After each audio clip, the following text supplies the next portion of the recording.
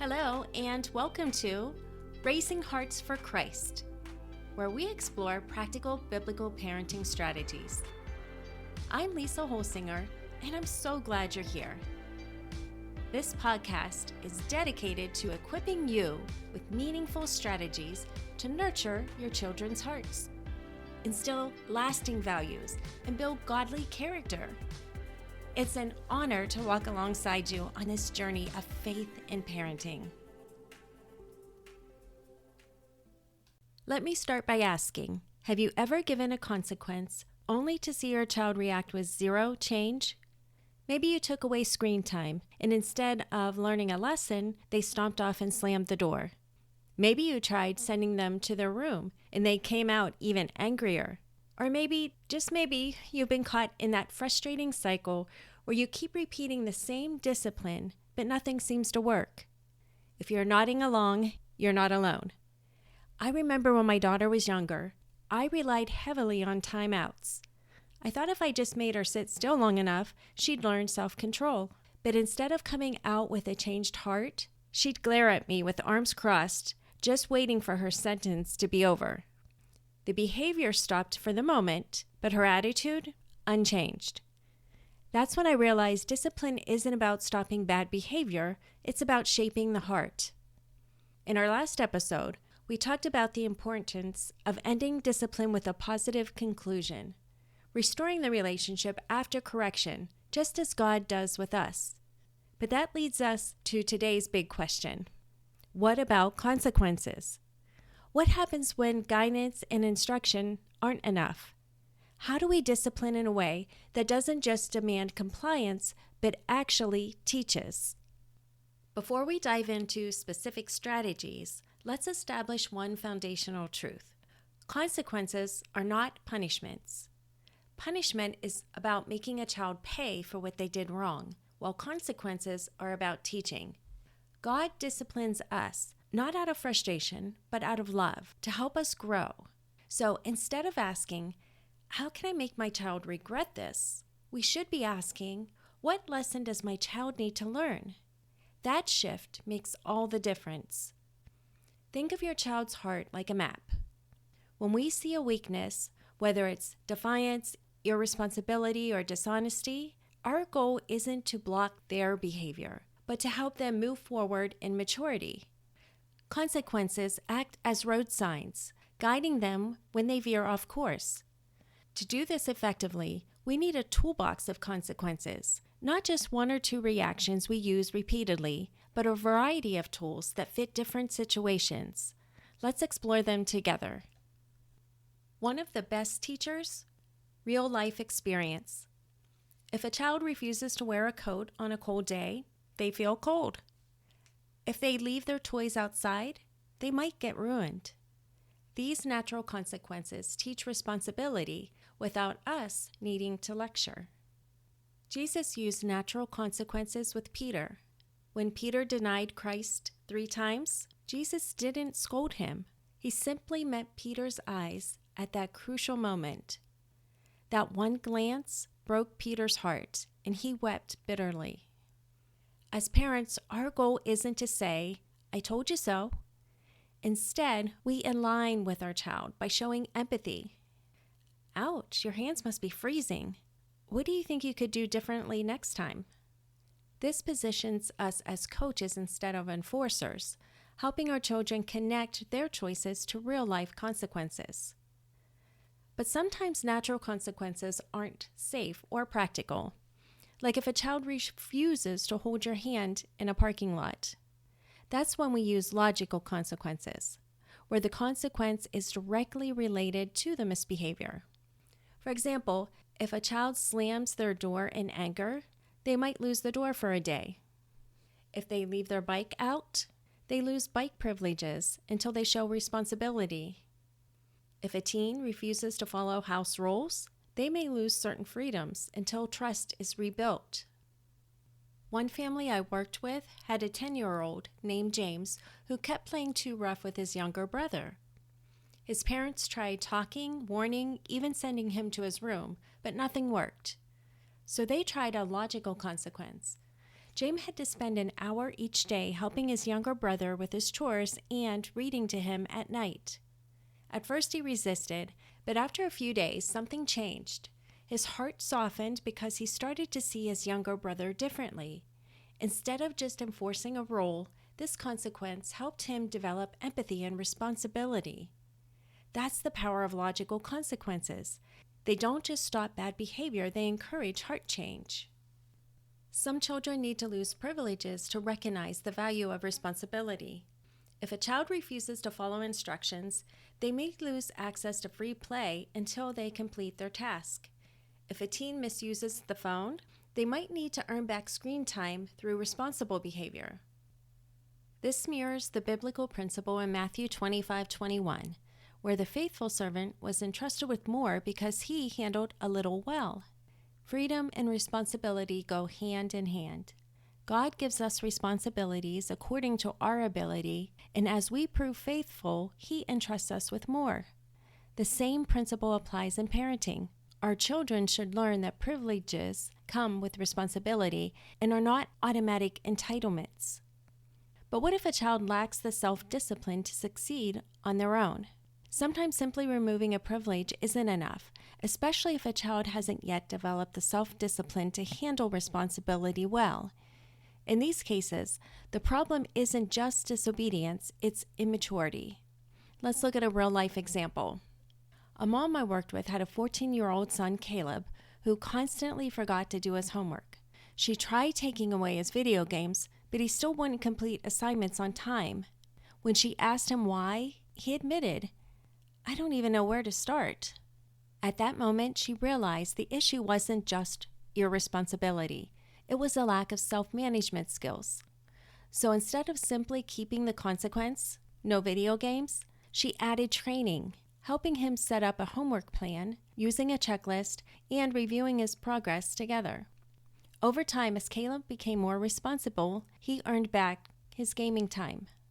This illustrates an important truth. Some children don't need just fewer privileges, they need more structure to succeed. When restricting freedom, ask yourself, is my child being defiant or are they struggling with self-discipline? Do they need more motivation or do they need more training to succeed? Am I removing privileges just to punish, or am I using this as an opportunity to guide them toward responsibility? So let's break this down further. For a child who is being defiant, the loss of a privilege should be firm and clear, linked to their behavior. For example, if your child refuses to clean the room, they don't get screen time until they're done. They control when they get it back by choosing to follow through. For a child who is struggling with self-discipline, the loss of a privilege should come with support and training to help them develop the needed skill. For example, if your teen constantly leaves their chores unfinished, instead of just saying, "No phone until you're responsible," you might say, "I see you're struggling to manage your time. Let's make a checklist together so you can earn your phone privileges back by showing consistency." The key principle in restricting freedom is making sure privileges are earned, not assumed. I often tell parents, if your child treats something as a right instead of a privilege, it may be time to take it away until they can handle it with responsibility. Think of it this way. When we overindulge our kids by giving them privileges they haven't earned, we aren't actually helping them. Instead, we're preventing them from learning the value of responsibility. Here's an example. A 16-year-old named Edma had a habit of posting inappropriate things on social media. Her parents initially grounded her, taking away our phone for a week, but as soon as she got it back, she made the same poor choices. Her parents realized the consequence alone wasn't enough. She needed to demonstrate self-control before regaining access. So they set up a new rule. Emma could only use her phone in a shared space, and she had to review her posts with her mom before posting anything. Over time, as she showed more maturity, she regained full privileges. This approach reflects the biblical principle of stewardship. When we prove faithful in small things, we are entrusted with more. Our children must learn that privileges require trust, and trust is built through consistent responsibility. As parents, we need to strike the right balance. We don't want to be too harsh, taking away everything and leaving our child feeling hopeless, but we also don't want to give them too much freedom before they're ready. When we remove privileges, we should also be guiding them toward success. Instead of just saying, "You lost this because of your behavior," we should also be saying, "Here's how you can earn it back." This way of discipline isn't just about what they lose, it's about how they grow. So this week, take a look at the privileges your child has and ask yourself, are they handling their responsibilities well, or do they need to prove more maturity? Is there a privilege they assume is a right that actually needs to be earned? If I need to restrict a privilege, am I also providing the support they need to succeed? If your child struggles with responsibility, don't just take things away. Use this as an opportunity to train them toward maturity. And remember, discipline isn't about control. It's about preparing them for success in life. Now let's address a more debated tool, spanking. Some parents see it as the only tool, while others avoid it completely. Proverbs speaks of the rod of discipline, but it also speaks far more about instruction, correction, and guidance. Spanking, if used, should never be done in anger, and it should always be part of a bigger plan that includes teaching and restoration. If spanking doesn't bring about a heart change, it's not the right tool for that situation. The goal is to always train, not just to punish. As parents, it's easy to feel like we should be the sole source of guidance and discipline in our children's lives. But the truth is, God designed us to live in community, and our kids don't just learn from us, they learn from teachers, coaches, youth leaders, and mentors.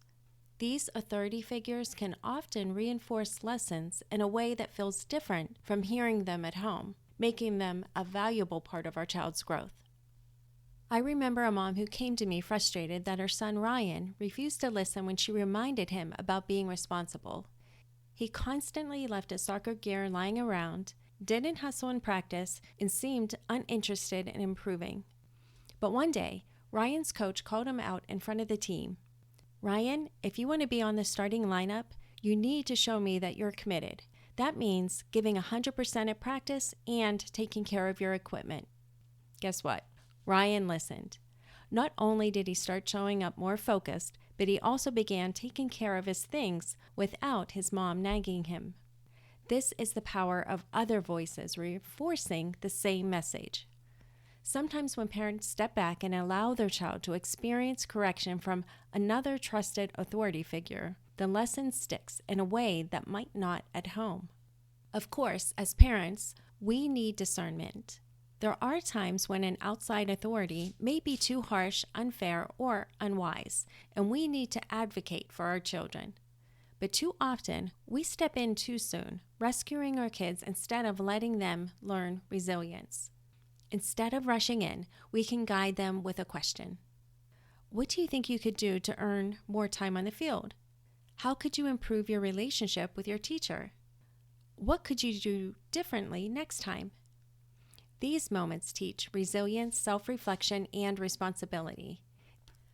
Finally, there's training through practice, or what I call the positive side of the toolbox. Sometimes, instead of just stopping bad behavior, we need to teach and practice the right behavior. If a child speaks disrespectfully, a consequence might be practicing speaking kindly 3 times in a row. If they struggle with coming when called, they practice responding quickly several times throughout the day. This follows the principle of Romans 5:3-4. Suffering produces perseverance, perseverance, character, and character, hope. When we require repeated right actions, we strengthen character and build hope that they can do better. So let's recap. We talked about 7 tools in the consequence toolbox: natural consequences, logical consequences, restricting freedom, more parental control, spanking used wisely, utilizing other leaders, and training through practice. The key is to choose the right tool for the situation, always aiming for the heart transformation, not just behavior modification. But here's where today's episode connects with our last. every consequence should end in a positive conclusion. That means after a child has completed their consequence, whether it's earning back a privilege, completing an extra task, or making amends, we take a moment to restore the relationship. The goal of discipline isn't to create distance between us and our children. It's to draw them closer, just as God's correction draws us back to Him. I want to encourage you that it's not about perfection. Some days we'll get it all wrong. Some consequences won't seem to work right away. But remember, God disciplines us patiently, knowing that real heart change is a process. Stay consistent, stay compassionate, and keep pointing your child toward wisdom. So here's something to reflect on this week. Are the consequences I use guiding my child toward maturity and heart change? And how can I be more intentional about disciplining the way God disciplines us with both firmness and love? I'd love to hear your thoughts. Send me an email at podcast@scriptureguidedparenting.com or visit scriptureguidedparenting.com to learn more. Thank you so much for spending this time with me today. Don't forget to subscribe to Raising Hearts for Christ on your favorite podcast platform and share this episode with friends who might need encouragement. Remember, train, trust, transform. Let's do this together. Until next time, take care and God bless.